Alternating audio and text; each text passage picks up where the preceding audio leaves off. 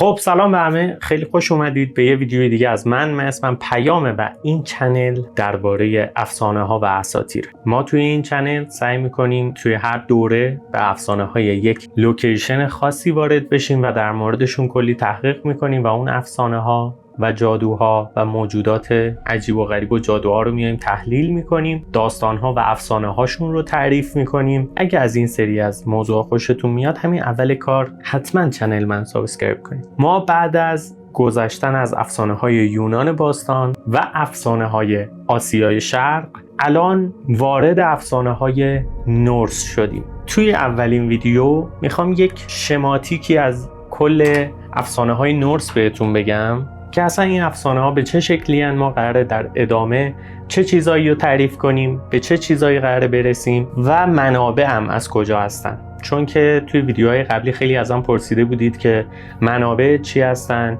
و از کجا این داستان ها رو میاری. توی این ویدیو در مورد منابع هم صحبت میکنم و بدونید که افسانه های نورسی که من دارم تعریف میکنم در اصل از این منابع میاد. چندین تا کتاب دارم در مورد افسانه های نورس که با سرچ کردن خیلی ساده میتونید اونا رو هم پیدا کنید. عموما اسمشون اساطیر نورس یا نورس میثولوژیه. اوکی، خیلی راحت اینا رو میتونید پیدا کنید، ولی کلیاتش رو اگه بخوام بهتون بگم، تمام افسانه های نورس برگرفته شده از 2 تا کتاب اصلیه. این 2 تا کتاب چیا هستن؟ 2 تا کتاب به اسم ادا هستش. یکی ادای شاعرانه است و اون یکی ادای منصوره. ادای شاعرانه که قدیمی تره، مجموعه ای از اشعار نورسه، یعنی شعر هستن و تمام دانش ما درباره افسانه ها، اساطیر، موجودات و هر چیزی که ما در مورد افسانه های نورس میدونیم کلا از ادای منصور میاد. نویسنده این 2 تا کتاب یک رئیس قبیله‌ایه به اسم اسنوری استورلوسون، اگر اسمشو درست گفته باشم. توی سال 1920 میلادی این 2 تا کتاب رو نوشته که بتونه پادشاه وقت نروژ رو که یه پسر جوونی بوده تحت تاثیر قرار بده. و یه مسئله ای هست کلا در مورد افسانه های نورس که در ویدیوهای بعدی هم بهش میپردازم. ببینید، خود آقای اسنوری استورلوسون خودش مسیحی بوده و این کتابا رو زمانی که نوشته از فیلتر ذهن ایشون رد شده که خودش یک دین دیگه ای داشته. به خاطر همین ما باید این داستان‌ها رو یک مقداری ذهنی هم جلو ببریم، چون ممکنه که اشتباه هم باشن. چرا؟ چون که توی اون زمان، توی سال 1800 تا 1900 یه دیدگاه زن ستیزانه‌ای هم وجود داشته و غالب بوده و تمام نویسنده ها به این موضوع اشاره میکنن که این موضوع رو بدونید که اون دوره یک دوره‌ای بوده که دیدگاه عموم آدم‌ها یک دیدگاه زن ستیزانه و مرد سالاری بوده. این چیزیه که من خوندم، دارم به شما هم انتقالش میدم. من هنوز هیچ نقشی ندارم، فقط چیزی که خوندم رو دارم میگم. به خاطر همین توی افسانه‌های نورس ممکنه که یک سری از داستان‌هایی که مثلا در مورد فریا یا حالا شخصیت‌های دیگه‌ای که بهش برمیخوریم در آینده تعریف میکنم، به خاطر دیدگاه شخص آقای اسنوری استورلوسون باشه. این تا اینجا. حالا چرا ما هیچ منبع دیگه‌ای نداریم کلاً توی افسانه های نورس؟ به خاطر اینکه توی اون بره از زمان مبلغان مسیحی توی کل اروپا میگشتن و تمام اسناد از تمام خدایان قدیمی رو نابود میکردن. یعنی از اینجا میشه فهمید که ما یه اطلاعات خیلی عظیمی رو توی اون سالها از دست دادیم و هیچ خبری از اون افسانه ها نیست. پس اینم گوشه ذهنتون نگه دارید که ما کلی افسانه و اسطوره و شخصیت‌های مختلفی داریم که اگر دسترسی داشتیم به اطلاعات اون دوره قبل از اینکه مبلغان مسیحی اون رو نابود بکنن، الان افسانه هامون از چیزی که همین الان هم هستن خیلی خیلی بیشتر می بودن. حالا چرا این افسانه ها نابود نشد؟ به خاطر اینکه اون مبلغان مسیحی که داخل نورس یا اسکاندیناوی کلا وجود داشتن یه مقداری نرمتر بودن و کوتاه اومدن. از طرفی خود آقای اسنوری این 2 تا کتاب رو به پادشاه اون دوره تقدیم کرده که بتونه مثلا توجه ایشون رو جلب بکنه، مثل کاری که فردوسی با شاهنامه کرد. یعنی دقیقاً همون اتفاق اینجا هم افتاده. به خاطر همینه که شاهنامه از اون دوره تا الان موجوده و کتاب‌های ادای منصور و ادای شاعرانه هم هنوز موجوده. بریم سراغ شروع افسانه‌های نورس. من توی این ویدیو از هوش مصنوعی خواهش کردم که بهم کمک کنه و یه دیدگاه کاملی از افسانه‌های نورس رو در اختیارم بذاره که الان میخوام با شما با همدیگه بهش گوش بدیم. ولی من خودم اون جاهایی که غلط داره یا مثلا درست نمیگه رو خودم میام اصلاحش میکنم و جایی که احتیاج داره که یک مقداری بهتر توضیح داده بشه پاز میکنم و براتون توضیح میدم. خب اینم فقط بهتون یه اشاره‌ای بدم که تمام افسانه‌های نورسی که ما میدونیم از ایسلندن، یعنی ایسلند جاییه که این دوتا کتاب اصلی ازش اومده و تمام کتاب هایی که در موردشون صحبت میشه و کلا همه چیز از همین جا میاد. یعنی همین دوتا کتاب اصلی وجود داره درباره افسانه های نورس. یعنی برای دونستن افسانه های نورس به شکل کامل و دقیق باید ادای منصور و در کنارش ادای شاعرانه رو بخونید. اوکی؟ میریم سراغ افسانه های نورس.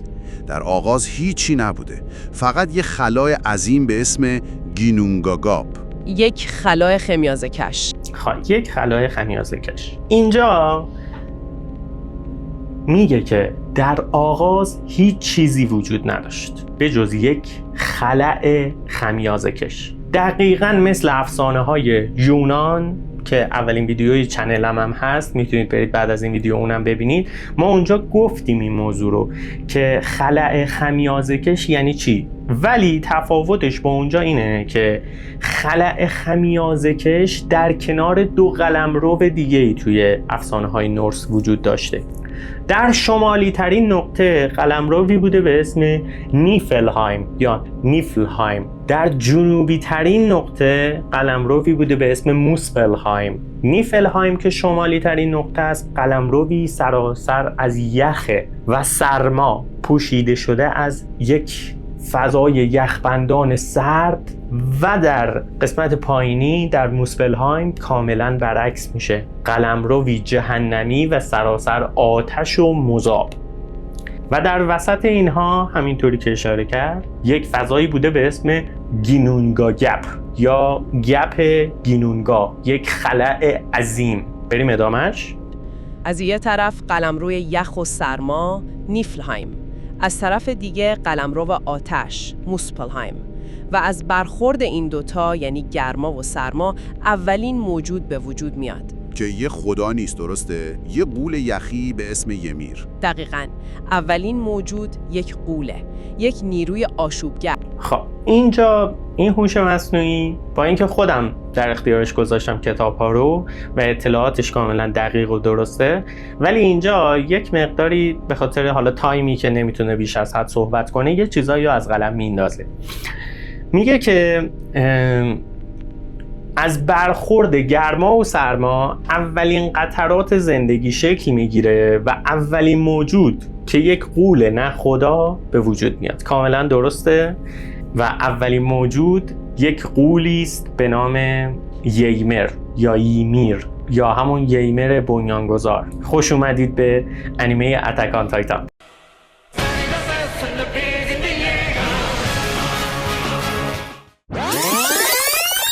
بله، اولین غول توی افسانه های نورس، اولین موجود زنده در اصل ییمر هستش، ولی با فرصت با زمان خیلی کمی، با فاصله خیلی کمی، یک گاوی هم به وجود میاد خیلی زود. این گاو اسمش اودوملا هستش که ییمر همین غول یوتون، به این نژاد میگن یوتون ها که دشمنان اصلی خدایان هم هستن.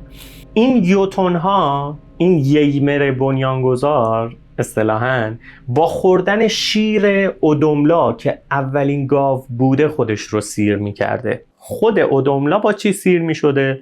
با لیسیدن یخهای نیفلهایم و اون نمکی که داخل اون یخها بوده خودش رو سیر میکرده. انقدر یخها رو لیس میزده تا اینکه بتونه سیر بشه.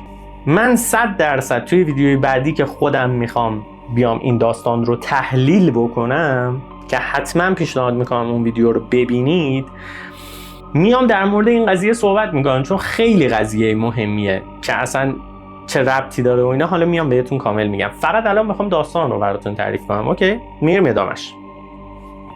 یک نیروی آشوبگر و بعد پسران بور یعنی اودین و برادراش ویلی و وه میان و همین ymir رو میکشن و از بدن اون جهان رو میسازن.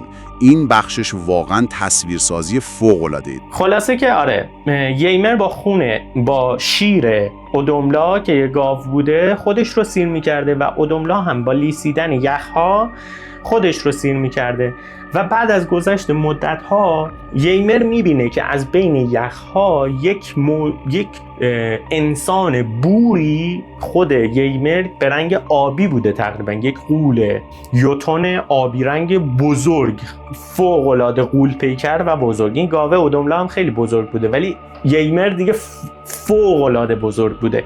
میبینه که اودوملا داره یخها رو لیس میزنه، از وسط یخها یک انسان قدرتمند بوری با ریش بور و موهای طلایی و اینجوری داره در میاد کم کم. بعد از مدت ها اون در میاد، اون میشه اولین خدا که میشه پدر بزرگ اودین، که اودین رو 100% میدونید یکی از معروف ترین خدایان نورسه. اون میشه پدر بزرگش. حالا اون میاد با یک یوتونی که همین ymir در اصل جنسیتش نه زن بوده نه مرد، هم زن بوده هم مرد، بچه به دنیا میاره و اون خدا میاد عاشق دختر ymir بنیانگذار میشه و اینا با هم دیگه بچه دار میشن و اون دوباره با یه یوتونی ازدواج میکنه، با یه غولی ازدواج میکنه و بچه اون دوتا میشن اودین و دوتا برادرش به اسم ویلی و و. میریم ادامش. از خونش اقیانوس ها رو درست میکنن، از گوشتش زمین رو و از ابروهاش. خب اینا خیلی تون میرن جلو توی هوش مصنوعی. میگه که اونا ymir رو میکشن و از بدنش دنیا رو میسازن. بله این داستان کاملا حقیقت داره. اودین به همراه برادراش ویلی و و میبینن که یوتون ها یا این غول های یخی خیلی زود دارن بچه دار میشن، تعدادشون خیلی داره سریع پیشرفت میکنه. خیلی ما تعدادمون مثلا 10 نفره، اونا یهو شدن 100 نفر.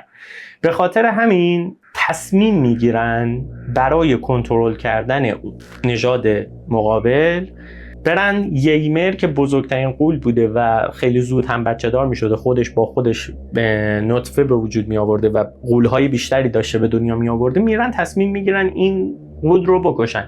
دقیقاً مطابق کاری که توی افسانه‌های یونان باستان هم وجود داشت، کاری که زئوس و برادرانش پوسایدون و هیدیس با پدر بزرگشون کرونوس کردن، با پدرشون کردن. گفتم با پدر بزرگشون، اشتباه گفتم. که ویدیوش داخل چنل هست توی قسمت افسانه‌های یونان باستان. فکر می‌کنم اولین ویدیو در مورد این قضیه صحبت کردیم. دقیقاً همین اتفاق توی افسانه‌های نورس هم رخ میده.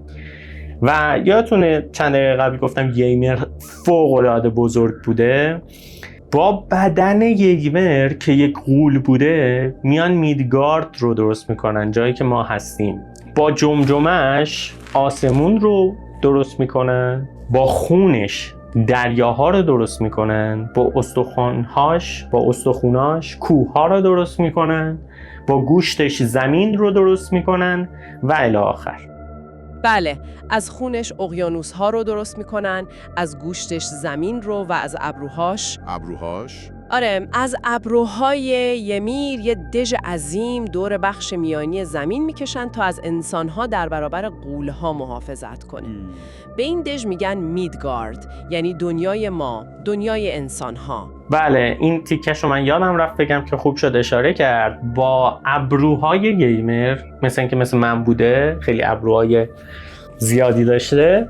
با ابروهای ymir میان به دور میدگارد، یعنی زمین ما، میان یک دیوار عظیم و جثه‌ای میکشن که انسانها رو توی میدگارد حفاظت کنن از دنیاهای دیگه که غول‌ها بهشون حمله نکنن و الی آخر. و میریم سراغ پیدایش اولین انسان‌ها که واقعا داستانش خیلی قشنگه. بچه‌ها ببینید من همه اینا رو در ادامه میام ویدیوهای جدا از همشون باید براتون تعریف کنم، چون داستان هر کدومش به شدت طولانی، جالب و با جزئیاته. الان فقط میخوام یک دیدگاه کلی بهتون بدم. اوکی؟ و داستان آفرینش اولین انسان‌ها هم خیلی شنیدنیه.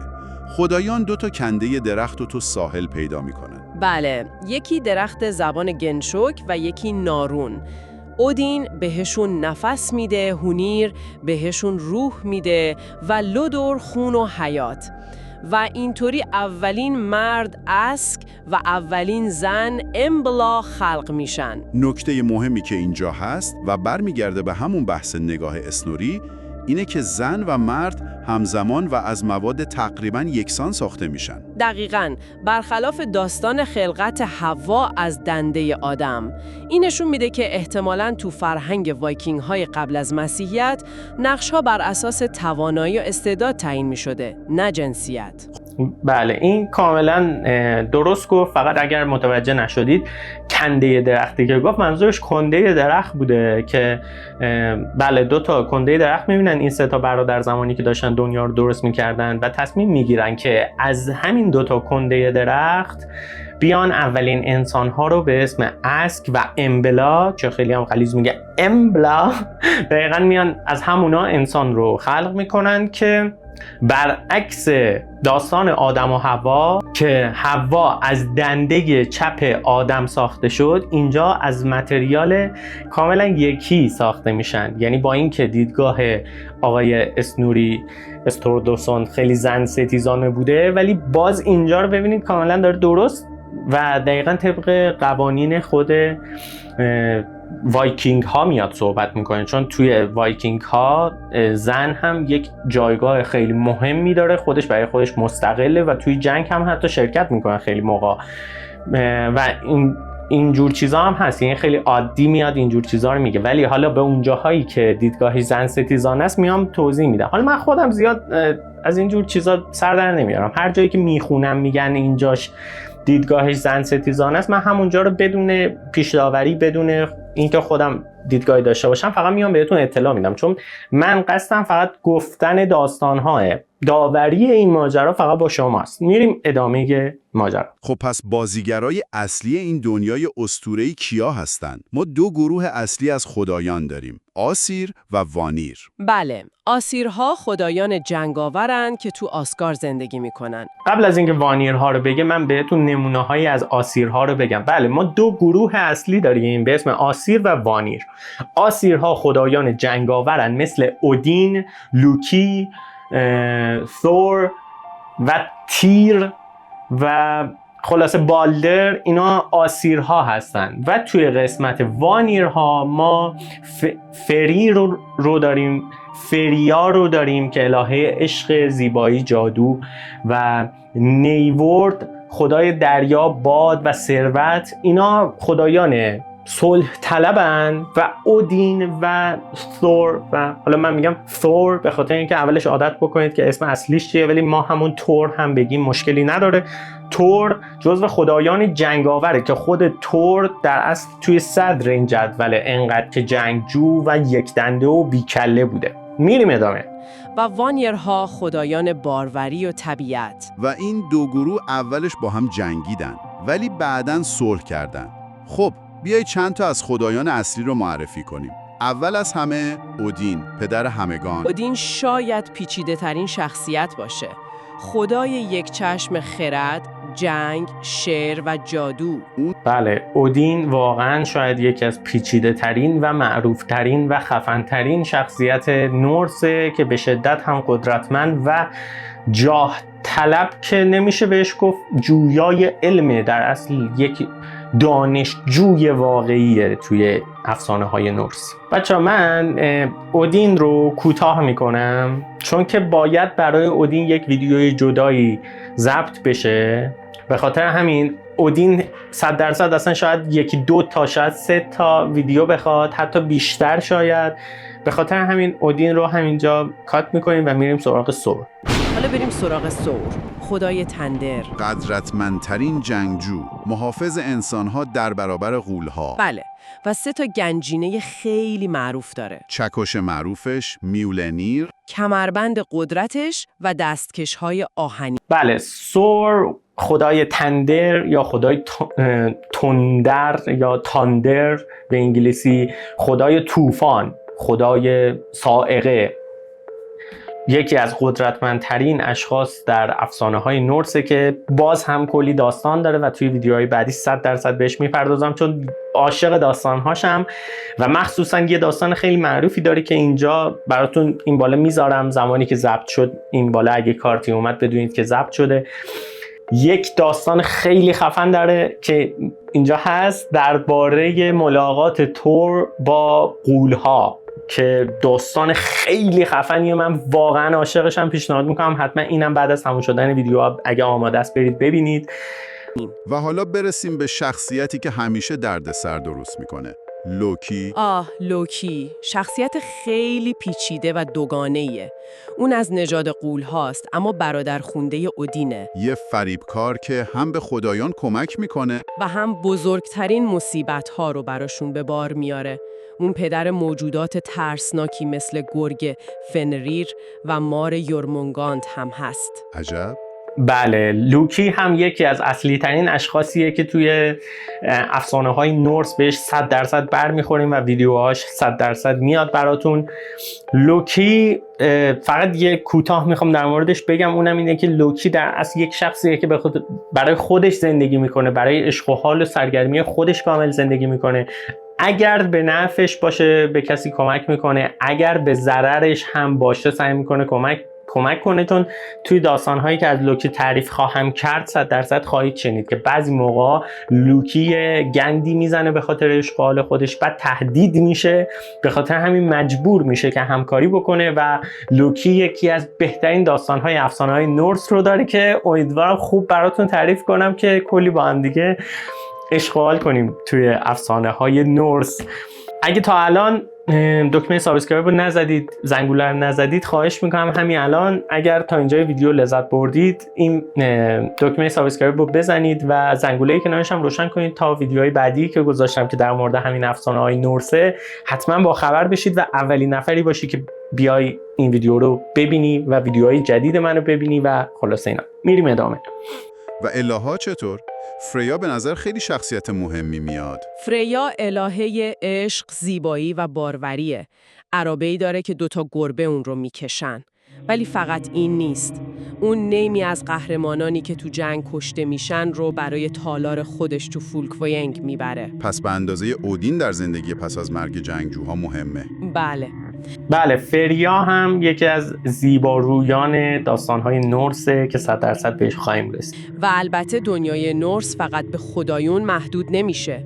ما غول‌ها رو داریم. یوتنار، دشمنان اصلی خدایان. دورف‌ها رو داریم، صنعتگران و آهنگ. بله، افسانه‌های نورس یکی از اصلی ترین دلایلیه که من این کانال یوتیوب رو شروع کردم، چون خودم به شخص اولین افسانه هایی که خوندم افسانه های نورس بودن و اصلا زمانی که با دنیای افسانه ها آشنا شدم با افسانه های نورس بود که آشنا شدم و خودم عاشقشونم. و بله، دنیاشون خیلی بزرگه، چه از نظر موجودات چه از نظر نژادهای متفاوتی که داخلشون وجود داره. ما الف ها رو داریم توی افسانه های نورس که به 2 دسته مختلف تقسیم میشن، الف‌های روشنایی یا الف‌های پاکی یا الف‌های خورشید، و از طرف دیگه در قسمت مقابلشون الف‌های تاریک رو داریم یا الف‌های ماه اصطلاحاً بهشون میگن که زیر زمین زندگی میکنن. ما غول‌ها رو داریم، نژادهای مختلفی از موجوداتی رو داریم که اصلا نمیشه براشون هیچ اسمی در واقع گذاشت. ببینیم اینجا چیا اشاره میکنن. یوتنار، دشمنان اصلی خدایان. دورف‌ها رو داریم، صنعتگران و آهنگران ماهری که زیر زمین زندگی میکنن. چکش ثور رو هم اونا ساختن، درسته؟ دقیقاً. بله، دورف‌ها شخصیت‌هایی که اگر سری ارباب حلقه ها رو دیده باشید 100% بهشون جذب شدید. دورف‌ها صنعتگران به شدت ماهری هستن که افسانه‌های خیلی خفن با حضور اونا به وجود اومده که یکی از افسانه‌های خیلی مهم زمانیه که تیر دستش رو داخل دهن گرگ میذاره که یکی از افسانه‌های خیلی خفنه که حتما براتون تعریف میکنم. اگر ساخته شده باشه این بالا براتون میاد، بعد از این ویدیو میتونید اونم ببینید. ادامه. و الف‌ها که دو دستن، الفای روشن و الفای تاریک.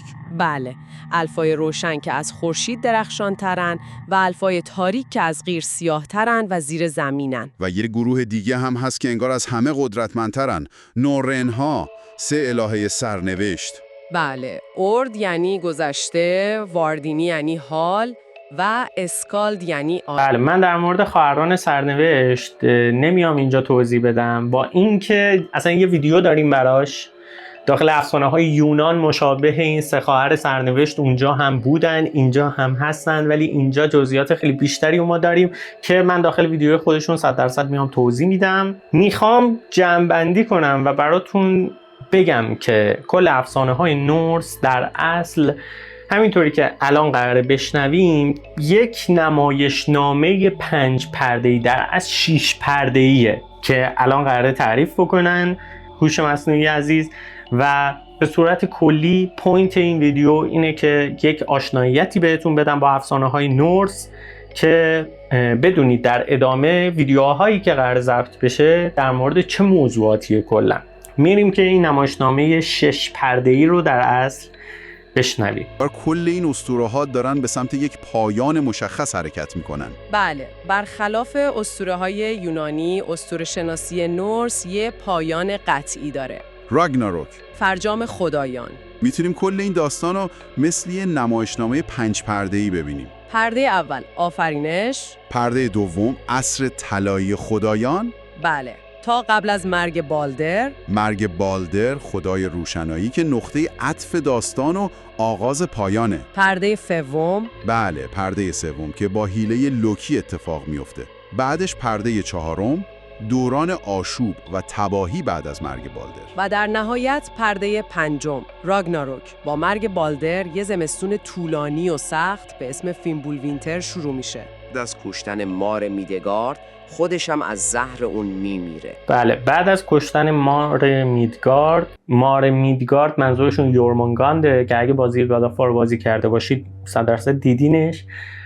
مار یورمونگاند فرزند لوکیه توی افسانه‌های نورس که توی داستان‌هاشون بهشون میپردازم. فقط اینو میخوام بگم که بعد از این که رگناروک اتفاق میفته، به خاطر همین میگم یک نمایشنامه 6 پرده‌ایه، اینجا میگم 5 پرده است، ولی بعد از رگناروک همه چیز دوباره به صلح و آرامش برمیگرده و خود رگناروک که یکی از سخت‌ترین ویدیوهاییه که ما در آینده قراره بهش بپردازیم، یک رستاخیز بزرگیه، یک فرجام خدایانیه که جنگ بین خدایان اتفاق خواهد افتاد و ماه و خورشید توسط 2 گرگ عظیم